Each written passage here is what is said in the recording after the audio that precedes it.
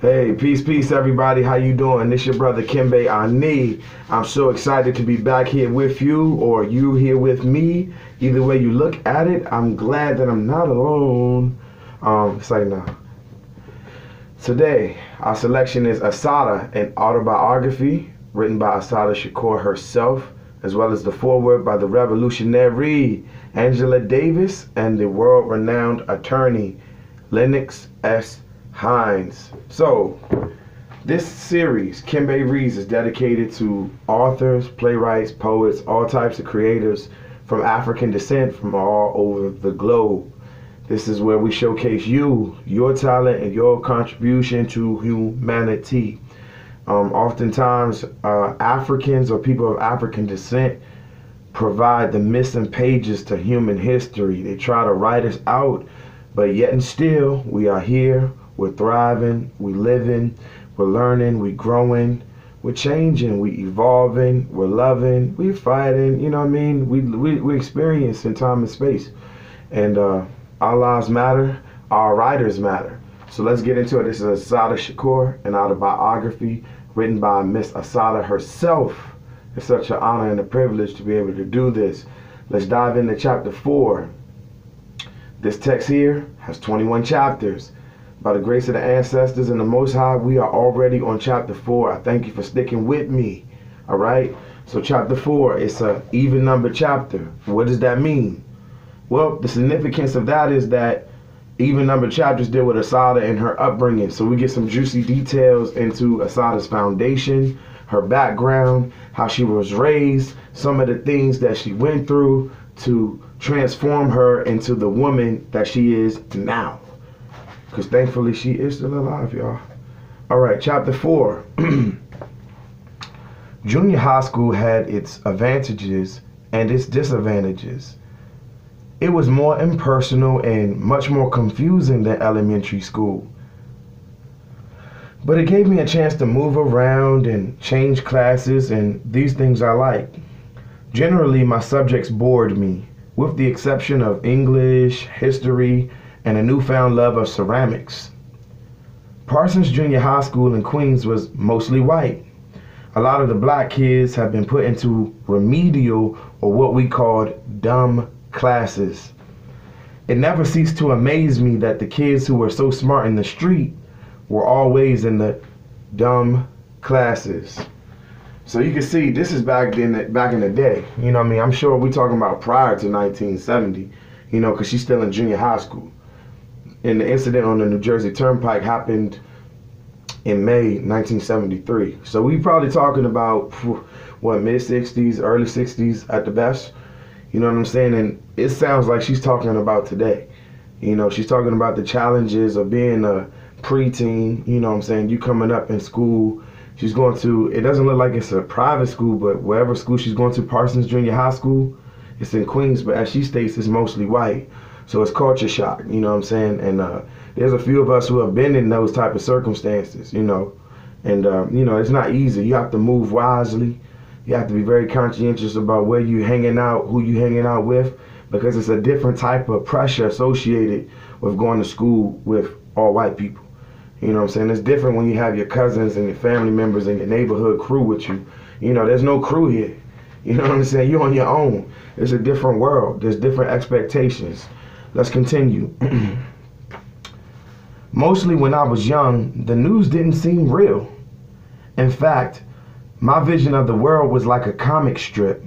In China, they ate fortune cookies and the men wore braids. In Africa, they lived in huts, wore bones in their noses, and were cannibals. In South America, they wore big hats, slept in the middle of the day, drank a lot of rum, and danced the cha-cha. The only place besides the United States that I could talk about with anything resembling realism was Europe. And my perception of Europe was almost as unreal. The first president I remember was Eisenhower, and even he didn't seem real. My mother said that all he did was play golf. When he gave a speech on TV, we turned the channel. And if he was on all the stations, we turned off the TV. That's cold-blooded. Basically, she's saying, well, this is my original worldview in terms of the news. This is how I'm viewing the news as a preteen. It doesn't seem real. It doesn't relate to me in any way. I don't see why I should be interested. She even went so far as to say when the president is on TV at that time, President Eisenhower, she said, we turned the channel, and if he so happened to be on every channel, we turned the damn TV off. Like, we ain't gonna sit here and watch you, listen to you. What could you possibly say that has any insight or relevancy to my life? You know, and that's interesting for her to be so young and have that view on the news. And as an educator, as a teacher, it makes me want to ask my students, do y'all care about the current president, or do y'all keep up with anything that goes on the news? What type of sources of news are you consuming? Because that's important, you know what I mean? You don't want to raise your children on a diet of Fox News. That's just pure negativity. That's trash. That's garbage. Like, we're better than that. I guarantee you that. We're better than Fox News, y'all. No, I have no shame in saying that. We are better than Fox News. All right? Fuck Fox News. Anyway, the older I got, the more I seemed to grow into myself. My mother and stepfather were having all kinds of problems. They were fussing and fighting like cats and dogs. They were like a whole lot of other black people in that respect. They were catching hell every day on their jobs, in society, and they took their frustrations out on each other. To make matters worse, she was a teacher and he worked at the post office. She had been to college and he hadn't. As far as I'm concerned, if a black man and woman make a marriage work in America, they've accomplished a miracle, because everything is against them. Just being poor is one of their biggest obstacles. Most of the arguments are about money. It's hard as hell to be loving and caring when you can't pay the bills and you don't know where the next dollar is coming from. And the way that we're brought up to think adds insult to injury. Wow, that's profound. So, you know, so I was giving her insight on relationships as a preteen. Like, look, my mother and father are not together. That relationship was abusive.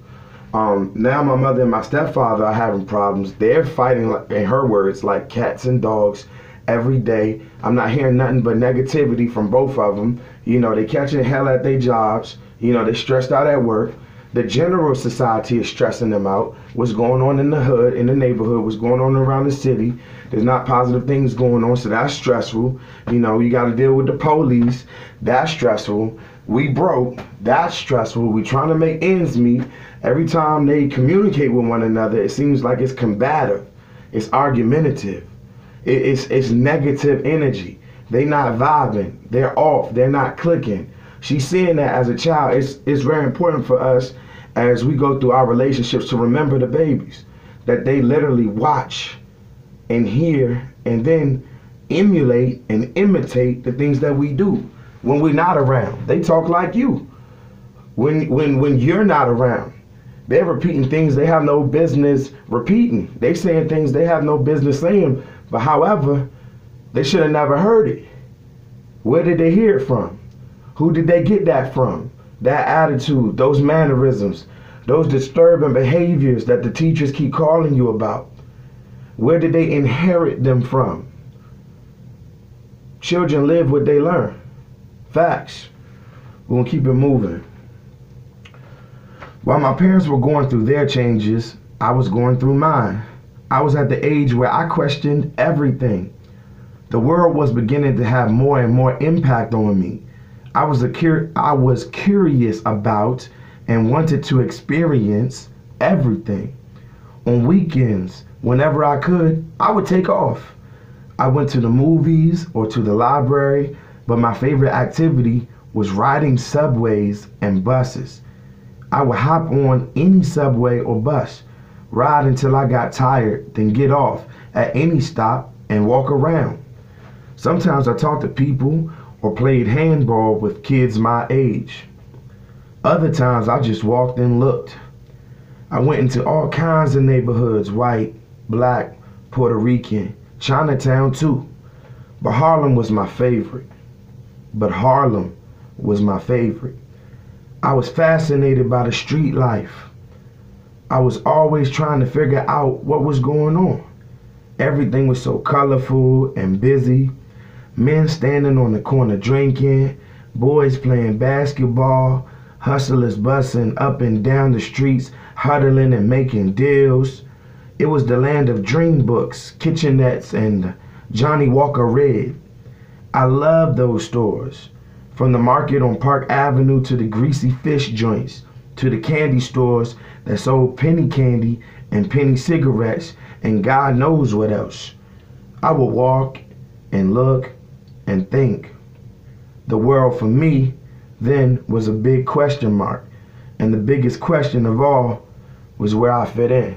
Like so many of our young people have anxiety, what we call social anxiety, about this essential question. Where do I fit in? Where do I fit in? Where do I belong? My house life is chaotic. It's a mess. Nobody shows love to nobody. I don't even feel like I'm loved by my own mother. I don't feel like I'm loved by my own father. How does that affect a child? How does that affect a young, impressionable mind? Your mind can still be molded. It's like Play-Doh. It's not finite yet. It's not solid yet. It hasn't solidified. Your views are changing every day. You don't know how you feel. If somebody asks you, how do you feel? You can't give them an answer. I feel so much. I feel everything. Good, bad, positive, negative, fantasy, reality. I'm feeling a whole lot of things, but one thing I know is they gotta be more than this. It gotta be more than my mother and my stepfather fighting all the time. It gotta be more than not having no food in the house. So you know what I'm gonna do? I'm gonna just take off.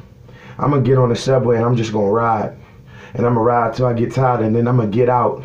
And then after I get out, I'm gonna just walk around. And after I walk around, I'm gonna just talk to people.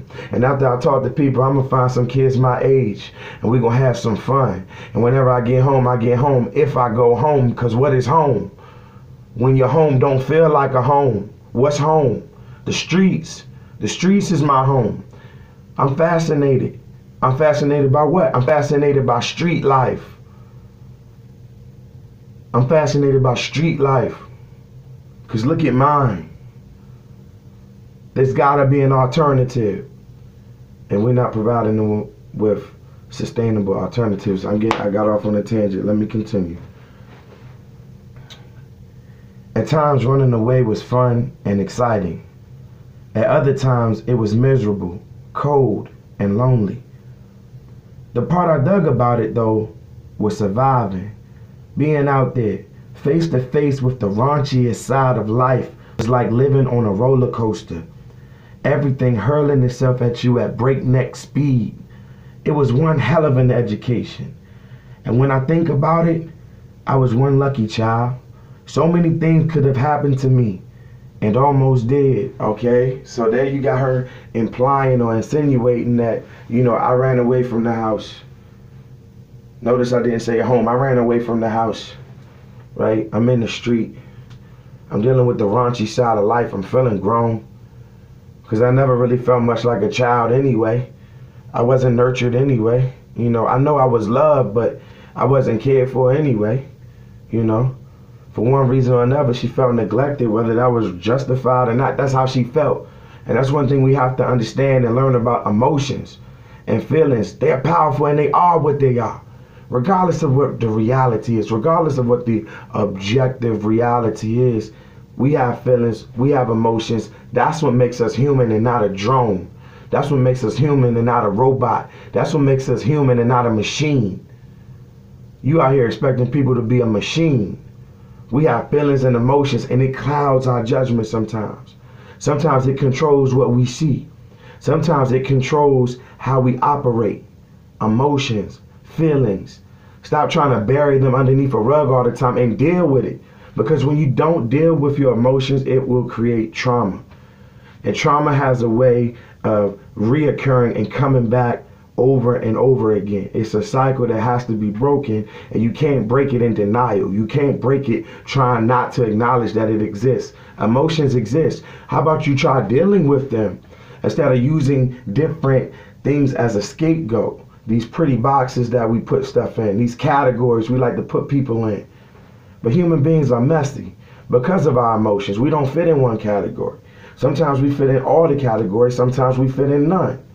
But either way, you have a young Assata Shakur who just ran away from the house. And she's in the street. And she's finding it fascinating. And she's already reminiscing, saying, thank God, right? Thank God that I didn't get caught up in certain things. Because I could have. So we're going to continue. And Assata is going to expound a little bit on her tenure, on her little time in the streets. That night I dressed up in my new clothes and went with Tina and her brother to hang out. He was on the quiet side and evil looking, but he turned out to be nice. We were going to a party at the Fort Greene Project, sorry. We stopped and bought some French fries and Thunderbird. At the party, Tina introduced me to Tyrone. It was love at first sight. I thought he was the cutest boy I'd ever seen. Tyrone was the warlord of the Fort Greene Chaplains, and I thought it was just so romantic, like West Side Story. We sat in the hallway, drinking wine and smoking cigarettes. I had smoked before, but I had never drunk any wine. The music was playing, and the lights were down low, and I was feeling good. They were playing those old slow sides like Wind, Gloria, In the Still of the Night, Sunday Kind of Love. We went inside and started to dance. I was in love and dancing on clouds, whirling around the dance floor. I was whirling and spinning, and all of a sudden, I was outside, holding on to some bench for dear life, drunk as a skunk and sick as a dog. When I was finally able, wow, I'm sorry, I'm laughing. When I was finally able to stand, Tyrone walked me to Tina's house. We held hands all the way, and he made a big deal out of kissing me goodnight. Although I never understand how he could stand my vomit-tasting mouth. I woke up the next morning feeling like elephants had been sorry you guys. I woke up the next morning feeling like elephants had been doing the Watusi on my forehead, and like I was walking on my eyelids. Tina's mother wanted me to go someplace with her. I got up, washed, and got dressed. Alright, so she got her a little friend. His name Tyrone. So far I don't see any, red flags. Man, I'm lying. Look, they under 13 years old. They smoking cigarettes. That's not healthy. They drinking wine. It's not the healthiest thing you can be doing as a preteen. You know what I'm saying? She got drunk. It's the first time she's experiencing a hangover, I assume. Right? She getting dressed. She going to parties, unsupervised. You know what I'm saying? Who knows who she's staying with? I don't know who Tina's mother is. You know what I mean? But obviously she's staying with somebody named Tina. You know what I'm saying? And she's out here. She out here in the Fort Greene projects.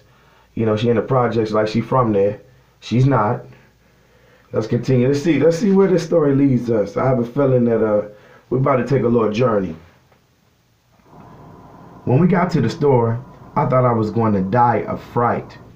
I acted like I didn't know Tina and her brother and went in as planned. Uh-oh, guys, there's a plan. Right, so she says, when we got to the store, I thought I was going to die of fright. I acted like I didn't know Tina and her brother and went in as planned. The store was pretty crowded, and I went into my act. I was so scared. I felt like I was having hot flashes. At first, the salesman acted like he didn't want to show me anything. But when I told him about the $80 and my extra money, he hurried up and pulled out trays. I held them up saying, "Do you think she'll like these? Do you think she'll like these better?" Then all of a sudden, Tina and her brother came running into the store. They were laughing really loud and chasing and grabbing each other. I almost forgot what I was supposed to be doing because I was so busy watching them. Then I remembered, and when I saw that no one was watching, I picked up the biggest earrings that I saw and put them into my mouth. "I don't see anything Mommy would really like," I said. "Maybe I'll come back later." I started walking to the door. I just knew that the man was going to call me back. Miss, hey miss, someone called. I felt like dropping through the floor. I looked out the corner of my eye and saw that there were, I'm stumbling, my bad guys. I looked out of the corner of my eye and saw that it was another salesman calling someone else. I walked out of the store, turned a corner, and ran. I was halfway to Tina's house before they caught up with me. The earrings were still in my mouth. All right, so Shorty's living fast. I saw her, she's living fast. She might want to pump her brakes. That's the end of chapter 4, right? And it ends just like that, kind of abruptly, kind of like it's about to get into further into the story and the drama, then it just like cuts. And now we back to an odd number chapter. So this is chapter 4. We're going to gracefully transition into chapter 5 in our next segment. So I'm going to wrap this up basically and say to you guys, I know I did a lot of talking today, but it's for a reason. It's getting serious. We live in some serious times, and obviously in the story, Assata is dealing with those same serious times. Why does it feel like 1970 whatever is 2019? Because a lot of things haven't changed. A lot of things have not changed. We still have children running away from home, fascinated, drawn in, and allured by the street life. And you see what's out there for them. You see what happens when there's no structure in the household. And I'm not here to berate anybody because I'm not a parent. I'm just a teacher and somebody trying to bring light to a story that we should have been told and taught by our parents. And I'm not dissing my parents neither. I'm just saying this is must-read information. This is not a reality TV show, man. This is not fiction. This isn't an autobiography. That means the genre of this literary contribution is non-fiction. This is not a game. This is real life. This happened, and this is happening. And I don't know about you, I'm not comfortable with just being a bystander. I'm not a fan of just letting life happen to me. You know what I'm saying? Like, I know there's things I cannot control, but the things I can control, best and believe, I'm gonna do my best to control it. I'm gonna hold myself accountable and be a responsible adult. Whether I wanna be a role model or not, the fact of the matter is, at least around my hood, there's youngers who look up to me. Regardless of whether or not I'm ready to be a father, I'm a father figure. So while I don't have any biological kids, I got a lot of children. And they don't need to see me in a certain light. They don't need to see me a certain way. They're impacted and affected by everything. I'm going to say it again. Children live what they learn. What are they learning? And I'm not talking about school. I'm talking about the original school. That's at home. Your parents are your first teachers. That's how you learn everything about yourself, man. It's sad for me to read that in this story. Assata, she's not even a teenager yet. She's already in the streets. I know it pains her to see her mother go through that. I know it pains her to see her stepfather go through that. Why they can't see eye to eye? Why every time y'all talk to each other, y'all don't never have nothing nice to say? Do y'all ever have some good times? I know life is hard. Even as a child, she's saying, I'm understanding. Life is real. But I thought love was real too. I thought family was forever too. I thought we were supposed to have a kinship. I thought we were supposed to have a bond. I thought we were supposed to look out for each other. I thought we were supposed to build each other up. I didn't know that your own family can tear you down. I didn't know that's what we were doing. Where did we learn that? Who taught us to do that? Is that another form of self-hatred? Where's our positive self-images? Your first role models come from your parents, right or wrong, good or bad. That's who you see every day. Obviously, she felt some type of way. She's gone. She ran away. I don't know if she ran away permanently, if she's ever coming home. I don't know all that yet. We're going to have to continue and stay tuned. So please stay tuned as we gracefully transition into chapter 5. Again, this is Kembe Ani.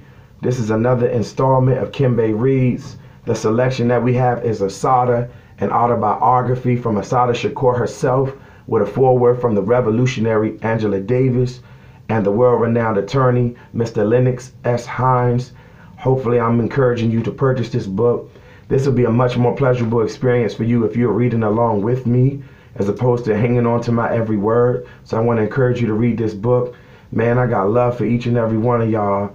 I'm going to try to find ways of editing these videos and bringing the content to you in a more professional format. But for right now, we're going to thug it out like this. And I appreciate you. I value your time. Your feedback is always welcome. Subscribe to the channel, right? Like the video if you like it. Dislike it if you dislike it. Leave a comment. You know what I'm saying? I'm not going to bite you. Listen, guys, I don't have a big head. I'm here to build with you. You know what I'm saying? I'm not here to destroy anybody. Let's get to it. Peace and one love. This has been Ani Kimbe Reads. Let's read, y'all.